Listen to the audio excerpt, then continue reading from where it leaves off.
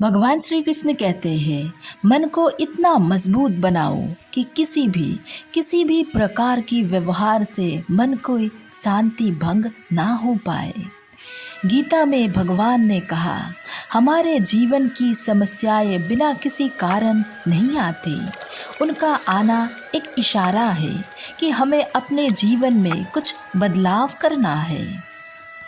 कोई आपको गलत समझे तो उसे प्रतिक्रिया शब्द से नहीं, अपने उत्तम कर्मों से दो, क्योंकि कर्म की ध्वनि शब्द से कई गुना ज़्यादा प्रशर होता है। परिस्थिति बदलना जब मुमकिन ना हो तो मन की स्थिति बदल लीजिए, सब कुछ अपने आप ही ठीक हो जाएगा। भगवान श्री कृष्ण कहते हैं, समझ ज्ञान से ज़्यादा गहरी होती है। बहुत से लोग आपको जानते हैं, परंतु कुछ लोग आपको समझते हैं। ज्ञान धन से भी उत्तम है, क्योंकि धन को तुम्हें रक्षा करनी पड़ती है, पर ज्ञान तुम्हारी रक्षा करता है।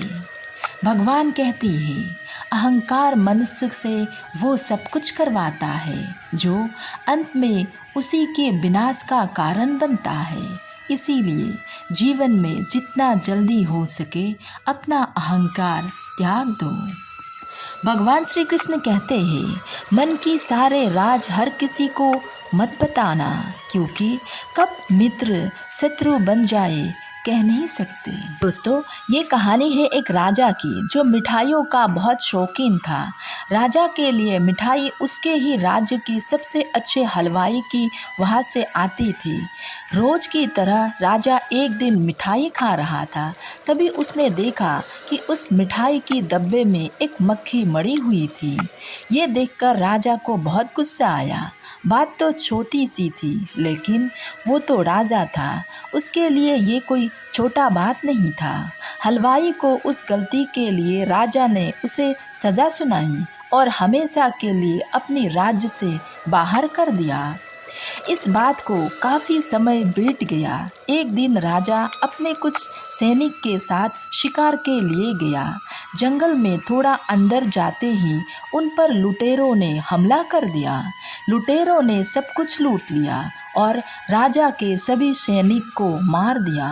राजा किसी तरह अपनी जान बचाकर वहां से भाग गया और दूसरे राज्य की सीमा में पहुंच गया। कुछ देर में अंधेरा हो गया और वो राजा सुबह होने का इंतजार करने लगा। अगले दिन वो राजा उस राज्य के लोगों से मदद मांगने लगा, लेकिन दूसरे राज्य के लोग उसे भिखारी समझकर उसकी तरफ ध्यान भी नहीं दे रहा था। वो राजा भूखा प्यासा एक जगह पर पड़ा रहा।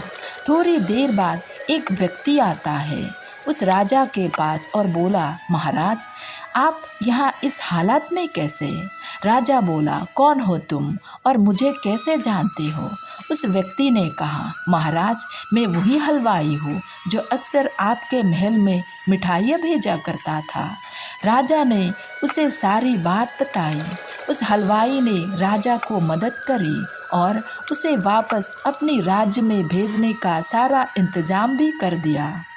वापसी के वक्त राजा ने उस हलवाई को वापस अपनी राज्य चलने को कहा, लेकिन हलवाई बोला, महाराज, इस राज्य में मेरा बहुत नाम है। मेरी बनाया मिठाइयाँ इस पूरे राज्य में फेमस है। यहाँ आकर मैं काफ़ी अमीर भी हो गया हूँ। अगर आप उस दिन मेरी गलती की वजह से मुझे राज्य से नहीं निकालते तो शायद मुझे ये सब कभी नहीं मिल पाता और ना ही मैं कभी आपकी मदद कर पाता। आप ऐसे ही भूखे प्यासे मर जाते। शायद जो भी हुआ वो सब अच्छे के लिए ही हुआ। राजा ने उस व्यक्ति को धन्यवाद किया और अपने राज्य की तरफ चला गया।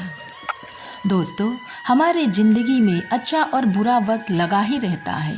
अच्छी यादें और अच्छा वक्त हम बहुत जल्दी भूल जाते हैं, लेकिन बुरा वक्त हमें हमेशा याद रहता है। हम ये बात अक्सर भूल जाते हैं कि हमारा बुरा वक्त भी हमें कुछ ना कुछ सिखाता ज़रूर है। हमारा बुरा वक्त हमें ज़िंदगी को सही से जीना सिखा देता है। बुरा वक्त हमें खुद और लोगों को कद्र करना सिखाता है। हमारा बुरा वक्त ही हमें ये सिखाते हैं कि इस दुनिया में सच में हमारा अपना कौन है और पराया कौन है। बुरा वक्त हमें अच्छे वक्त की कद्र करना सिखा ही देते हैं, लेकिन ये बात उन लोगों के साथ होता है जिनकी सोच पॉजिटिव होता है, जो प्रॉब्लम से भगता नहीं है, जो लाइफ को एक अलग नज़रिया से देखते हैं, जो ये सोचते हैं कि लाइफ में जो भी कुछ होता है वो हमें कुछ ना कुछ ज़रूर सिखाता है और वही एक चांस होता है खुद को बदलने के लिए। ये लोग ये जानते हैं कि जो भी होता है अच्छे के लिए होता है। राधे राधे।